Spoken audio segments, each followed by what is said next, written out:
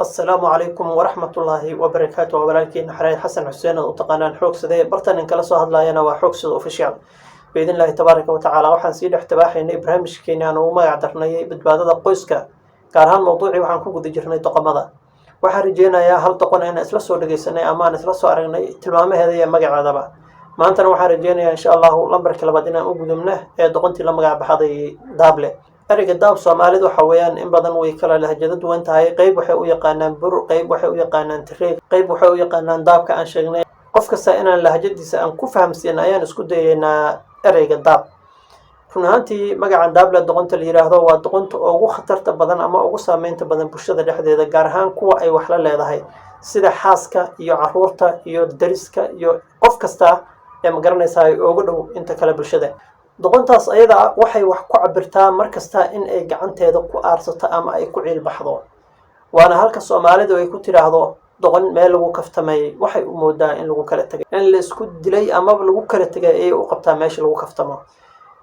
waxa weeyaan kaftan ma ilaaliso akhlaaq kale ma ilaaliso ma garanaysaa wanaag kale ma ilaaliso darisnimo ma ilaaliso ixtiraam kale wax ay ilaaliso ma lahan doqonta ayada waxa weeyaan waa doqonta ugu dhibaatada badan bulshada dhexdeeda wax kastaana waxay ku cabirtaa gacanta inay kaga hadasho wixii af lagu xalin karay gacan ayay kaga hadashaa doqonta tilmaamaha leh hadii aad ka mid tahay biidnillaahi tabaaraka wa tacaala waxaan rajeynayaa inaad ka soo waantowdo aniga ahaan xoogsadooda la hadlaayo ay fariintan idiin soo gudbinayo xaqiiq billaahi alcadiim waxaan ka mid ahaa doqonta la yiraahdo daable oo waxaan maartay tigsan jiray ama aan had iyo jeer aan maartay door bidi jiray inaan maartay wax kasta aan gacanta kaga xalliyo laakiin Soomaalidu waxay tiraahdaa weynaada wanaagsan markii aan garaadsaday ama u maartay maskaxdaydu ay qaybsantay ee xumaan isan aan kala gartay oo da'deedii oo soo kortay ee aan soo gaaray xilliga qaangaarka la yiraahdo waxaan isku dayay in badan inaan ka gaashaanto dhibaatooyinka aan maartay soo geysan jiray ama aan gacanta ka geysan jiray waxaan rajeynayaa in badan oo kamid ah bulshadii aan isla noolaan jirnay inay daawan doonto waxaana ka codsanayaa intii ay wax iga gaareen inay iska cafiyaan anigana intii wax gaarsiisay cafis ay iga yihiin marka waxaan rajeynayaa qof kasta ay maartay ku sugan xaaladan hadda aan ka hadlayno inuu noqon doono mid ka waantoobo oo aan dib dambe ugu laabanin doqontan dadka ay dhibaatooyinka gaarsiiso waxa kamid ah sida badan xaasaskooda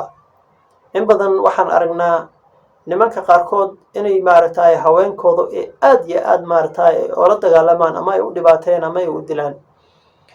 gabar Ilaahay subhanahu wa ta'ala adigu uu ku baneeyay ee wax kasta oo dhibaato oo maartay aad ku hilmaameysay oo Ilaahay awlaadkaas in laha ama kaasiyay oo ilmaha hooyadood ah ee kaaga soo go'day ehelkoodii iyo maartay qaraabadeedii iyo hooyadeedii aabaheed adiga kaaga soo go'day inaad ku abaal mariso ama aad la tigsato inaad maartay gacan intaad oo la tagto aad dhibaatayso xaqi billaahi alcadiim aqli xumo ka weyn inaysan jirin ayaan dareemayaa waayo dumarku aad iyo aad ay u jilicsan yihiin naxariistana boqolkiiba boqol ayay ka wataan kaliya wixii aad adigu gacan kaga geysan lahayd inaad afkaaga aad maartay kaga noolaato ayaa kaaga khayr badan ajri xasanaadna aad kaga helaysaa laakiin haddii aad disho dambina waad ku sugantahay Ilaahay subhanahu wa ta'ala biritool ayuu kaala xisaabtami doonaa adiguna waji iyo wanaag meeshii kuma yaalaan ee waxa tahay qof bulshada dhexdeeda ku qaatay magaca daable ee doqonnimada maartay booskeeda la galiyay marka insha Allah biidnillaahi tabaaraka wa ta'ala hadii aad ahaan jirtay doqonta noocyadaas ah ee dhibaataysa xaaskeeda caruurteeda ehelkeeda waalidkeeda walaalaheed hadii aad tahay waxaan rajeynayaa biidnillaahi tabaaraka wa ta'ala inaad ka soo rujuuci doonto dibna kaga soo laaban doonto qofka bani aadamkaana waxa weeyaan asaga ma isbedeli kara cid bedeli karta ma jirto waa halka Soomaalidu ay ka tiraahdo waana abuuris baa ku horeysay qofka soo markii is xisaabi adiga dib isku eeg calaamadahan hadii qayb kamid aad leedahay sidaas kaga tir lahayd ama bulshada dhexdeeda aad maartay magac kaga wanaagsan kii hore aad kaga qaadan lahayd dadaalkeeda adiga ayaa laga rabaa qofka sidiisaba waxa weeyaan ninka ragga ah aan dhahe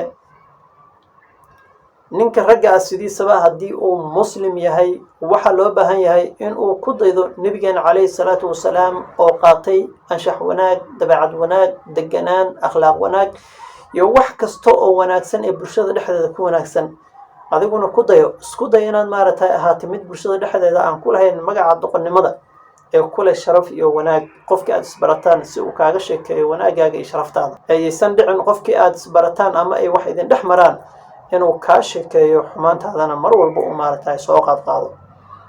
maantana mawduuceena doqonta labaad ee daabla halka ayuu noogu ogyahay biidni illaahi tabaaraka wa tacaala qaybihii kalena way noo dhiman yihiin inaan isla dhegaysan doonana waa rajeynayaa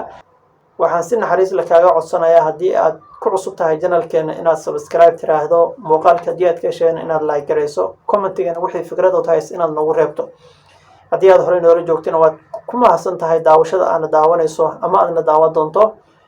mawduuceena maanta halka ayuu noogu ogyahay wassalaamu calaykum waraxmatullaahi wabarakaatuh